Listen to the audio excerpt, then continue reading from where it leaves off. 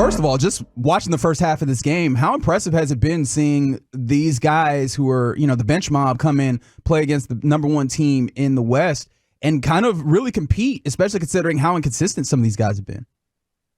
Really impressive. I was not expecting this. The all credit to the bench players who have stepped up.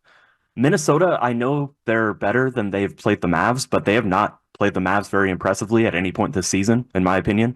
And Josh Green remains one of the strangest players I've ever watched. I thought Mavs Moneyball's Josh Bowe, he tweeted this, and I've said very similar things in the past, but he tweeted this earlier tonight. It's not just that Josh Green looks better when Luca and Kyrie are not on the floor. He looks like a completely different player. And I thought that was so right, and it's something I've said a lot. He is a strange player to watch, to try to understand how does all these different things he does well, like when they translate, how they translate. It's such a fascinating and confusing thing to watch, but he's been good tonight. So with those things, considering him, Jaden Hardy is another one of those players that's, sometimes incredible and sometimes just a little quiet. With those things, as you head towards the trade deadline, these guys were kind of the question marks that you have as maybe potential trade circumstances. Where do you feel like they stand, or where do you think they should stand when it comes to whether or not those guys are trade candidates or whether those guys are untouchable in a way? The annoying answer is it depends on the deal. It depends on, what you're actually looking at. I think that they're available, but I don't know how much they're available. I think that all of those players you named would have been available for a Pascal Siakam, but that was not something that, Toronto looked at and decided this was enough. I think the same thing certainly goes for Anunoby. And, are those guys available for a PJ Washington? I have a lot less faith that that's the case. Maybe one of them, maybe Hardy, but we don't even know that for sure. It's, like the Mavericks are buyers and they're active, but being active buyers does not mean they have anything that another team is willing to give up for a player that Dallas wants.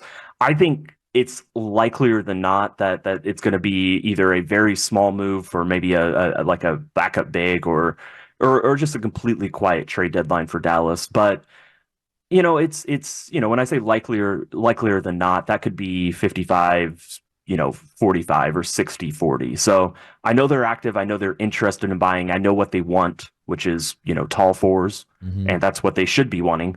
The question is, do any of them on the market that are available move the needle in a way that you're willing to give up players and picks for? And, if they don't, then are they available for a much smaller deal? And I'm not sure any of those players are. You've been watching them all year long. Are you surprised that they've won 25 games with all these different injuries, or are you not impressed at all?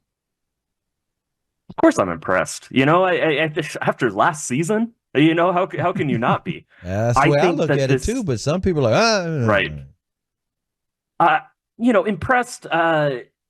Yes, it has been an impressive season in context. It has not been an impressive season, just straight up, in my opinion. A few games over 500, some good wins, some bad losses. I think that the floor of this team has been drastically raised from what it was last season. I think they have more defenders. I think Derek Lively alone really raises the floor of what this team is able to do, what it's able to be. Just having a consistent big man center, who is impressed. Talk about someone who has objectively impressed. Like I know we've been talking about this guy all season, but impressive both ends of the floor, maybe even more impressive offensively than defensively so far.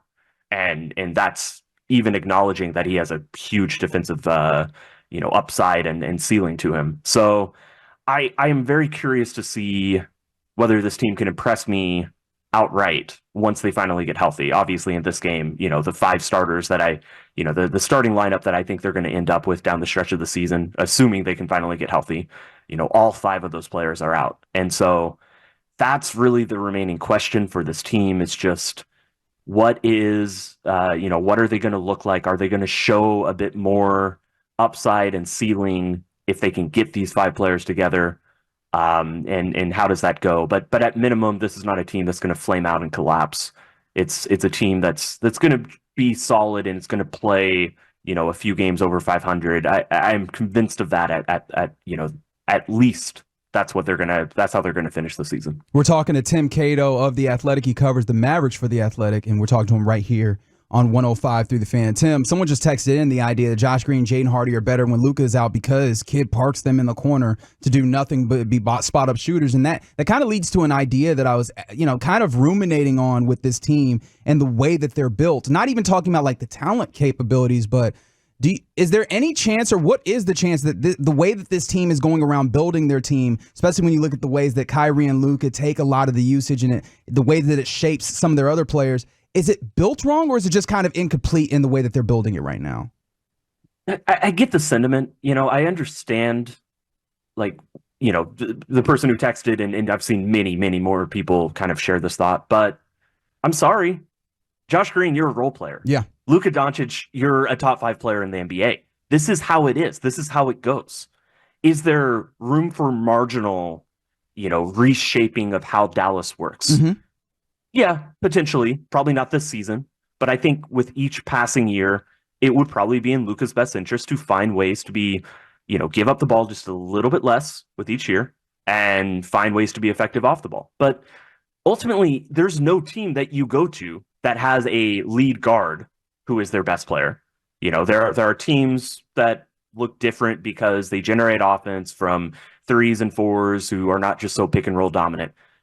That's who Luka is, and Luka gets the ball to do that, and that is how the NBA works. It's not just how Luka works. Yes, he can be a little bit better about this, and I think he's been a little bit better about this season, especially with his willingness to catch and shoot 3s. But at some point, Josh Green, he either needs to go to a bad team where he can have the ball more, but he's not going to be a star. He's not going to be a first, second, third option on any team unless it's a bad team, or he needs to learn to be more effective, sometimes without touching the ball as much as he's going to touch it in a game like this. That is simply how it works for role players, and that is simply how it works for lead ball handlers. So, yes, marginally, big picture, no. I love your breakdown. Can I ask you this?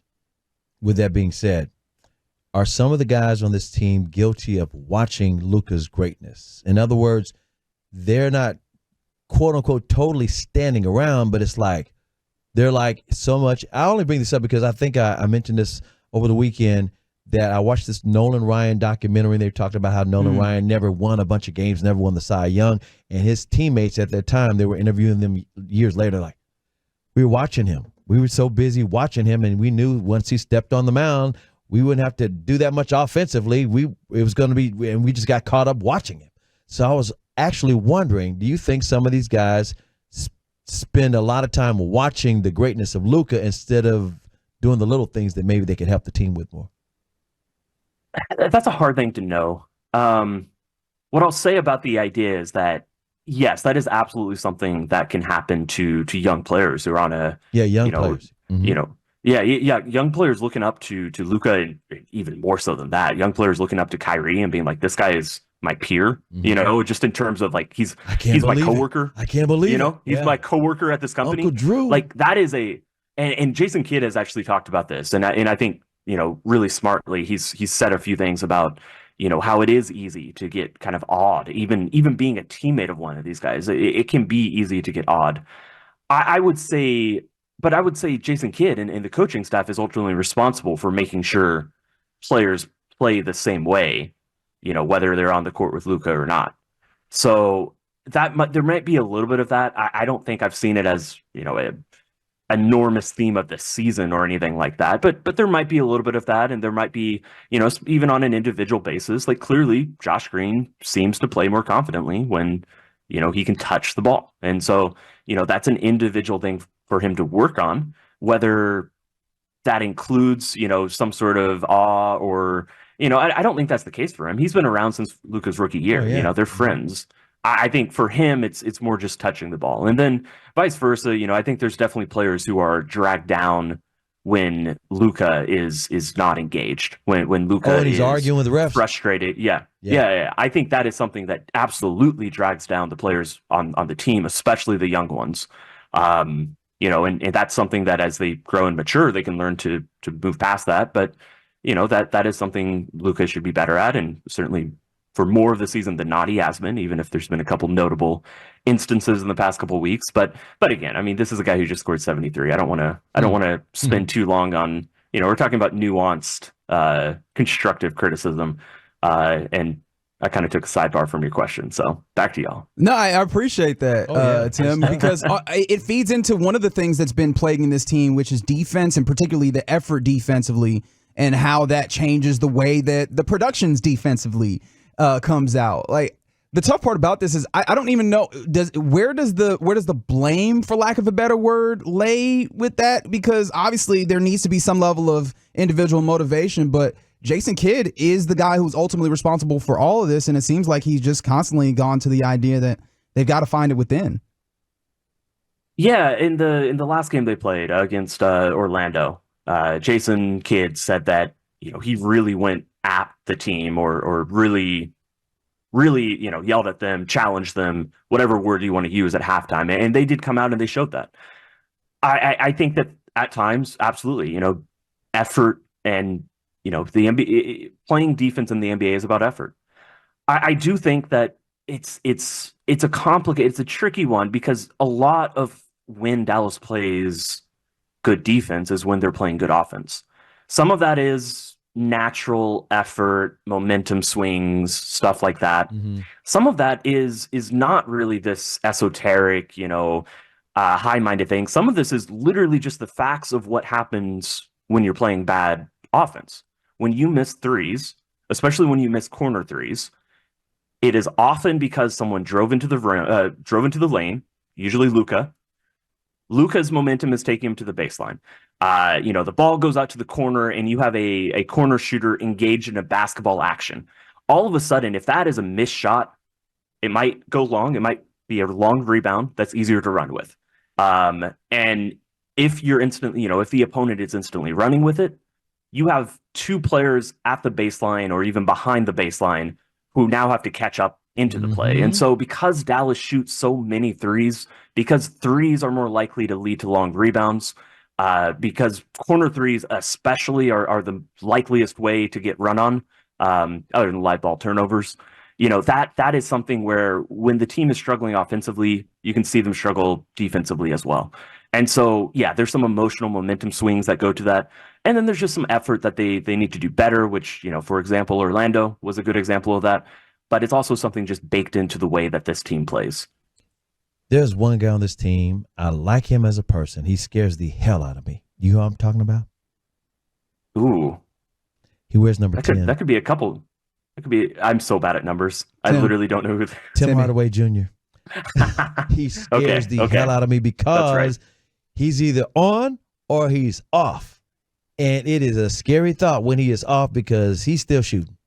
What are your thoughts about Tim? And do you see him going into the season? A lot of people thought he might get traded at some point because the contract was friendly, and he's just a pure shooter.